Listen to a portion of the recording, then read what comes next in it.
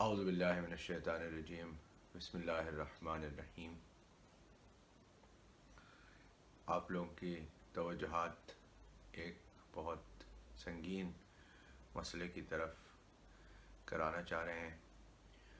اور وہ معاملہ اور مسئلہ یقیناً آپ کے علم میں ہوگا کہ ایک نام نہاد مفتی عزیز الرحمن نامی شخص نے اپنے ایک طالب علم کے ساتھ جنسی زیادتی کی، اور اس طالب علم نے اپنی شکایت میں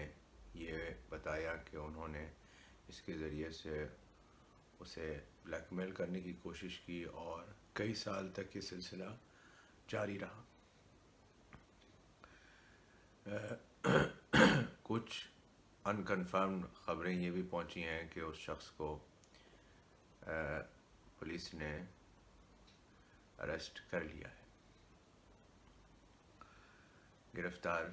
کر لیا گیا ہے۔ میاں والی سے وہ دریافت ہوئے تھے، حالانکہ پولیس سے وہ بھاگے ہوئے تھے۔ اگر ایسا ہے تو ظاہر ہے کہ اچھی اور خوشائن بات ہے کہ انہیں گرفتار کیا گیا ہے، اور ہم امید کرتے ہیں کہ ان کے اوپر قانون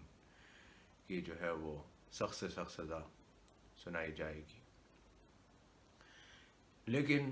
یہ ویڈیو بنانے کا مقصد صرف اس بات کی طرف توجہ دلانا نہیں تھا، بلکہ اس بات کی طرف بھی توجہ آپ لوگوں کی مبذول کروانا ہے کہ یہ ایک بہت کامن اور افسوسناک صورتحال ہے کہ جو پیش آ رہی ہے، اور اس سلسلے میں ریسرچ جو کی گئی ہے اس کے مطابق تقریباً پچھلے 6 مہینوں میں، یعنی 2020 کے شروع کے 6 مہینوں میں، جنوری سے لے کے جون تک 700 سے زیادہ لڑکے اور تقریباً 800 لڑکیاں کو مدارس کے اندر جو ہے وہ جنسی طور پر ان کے ساتھ میں زیادتی کی گئی ہے۔ لہٰذا یہ کوئی ایک دفعہ پیش آنے والا واقعہ نہیں ہے۔ اس کا مطلب ہے کہ یہ بہت افسوس کے ساتھ کہنا پڑ رہا ہے کہ ہوتا رہتا ہے، اور اس تعداد میں سے کہ جنہیں کسی نہ کسی طرح زیادتی کی گئی ہے، اس میں سے تقریباً آدھوں کو جو ہے وہ یرغمال بنایا گیا ہے، انہیں اپنے گھر والوں سے دور کیا گیا ہے، اور ان میں سے تقریباً جو ہے وہ 1/4 اور چوتھائی کو جنسی طور پر جو ہے وہ بد فعلی ان کے ساتھ میں کی گئی ہے۔ اور اس کے علاوہ 13 لڑکے اور 12 لڑکیوں کا بے دردی سے قتل تک بھی نوبت پہنچی ہے۔ لہٰذا یہ ایک سوال بنتا ہے کہ ایسے کام کیوں ہو رہے ہیں، اور آپ حضرات کے اذہان عالیہ میں ہوگا کہ میں نے اس سے پہلے بھی جب ویڈیوز بنائے ہیں تو اس میں اس بات پر زور دیا ہے، اور آج دوبارہ یہ زور دے رہا ہوں کہ ہماری یہ ذمہ داری ہے کہ ہم لڑکوں کو، مردوں کو اس سلسلے میں تعلیم یافتہ کریں، اور یہ بات بتائیں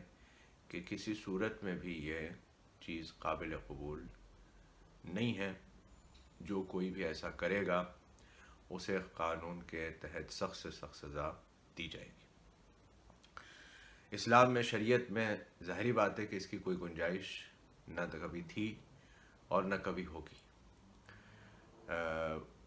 قانون میں ویسے بھی گنجائش نہیں ہے، شریعت میں، دین میں، اخلاق میں بھی اس چیز کی کوئی گنجائش نہیں ہے۔ اب جہاں تک بات اس کی ہے کہ اس پر خاموشی کیوں ہے،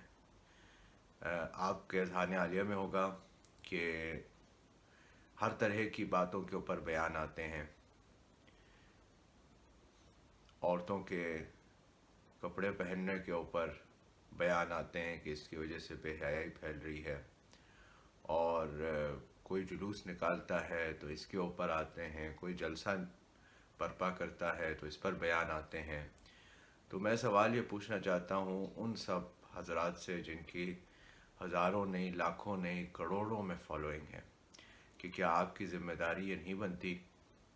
کہ آپ بیان جاری کریں اور یہ کہیں کہ ایسے ہم ہر شخص کی مذمت کرتے ہیں جو دین اور شریعت کا مذاق بنا رہا ہے، جو دین اور شریعت کا کے نام پر اپنے جنسی اور نفس کی پرستش کر رہا ہے۔ یہ ذمہ داری بنتی ہے آپ کی، آپ کے فالوورز کو آپ یہ میسج پہنچائیں اور کہیں کہ ایسا نہیں ہونا چاہیے۔ ظاہر ہے کہ ہمیں یہ اطلاع مل چکی ہے کہ ان صاحب کو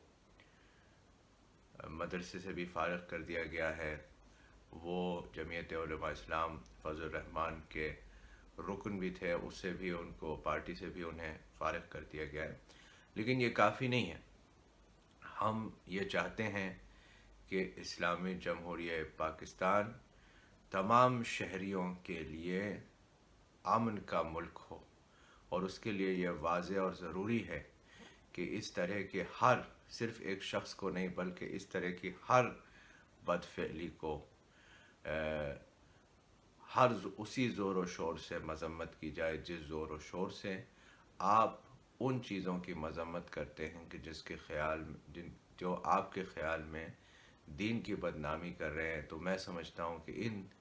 اعمال سے بڑھ کر کے، ان چیزوں سے بڑھ کر کے کوئی دین کی بدنامی نہیں ہو رہی ہے۔ آخر میں اپیل اور التجا ان سب سے کروں گا کہ جو یہ ویڈیو دیکھ رہے ہیں، کہ آپ اپنی ڈیپینڈنس ان لوگوں کے اوپر ختم کریں، خود قرآن کی تعلیم حاصل کریں، خود اپنے بچوں کو قرآن پڑھائیں، اور اگر بہت ضرورت ہے ایسے لوگوں کی کہ جو آپ کو کہ بچوں کو قرآن پڑھائیں،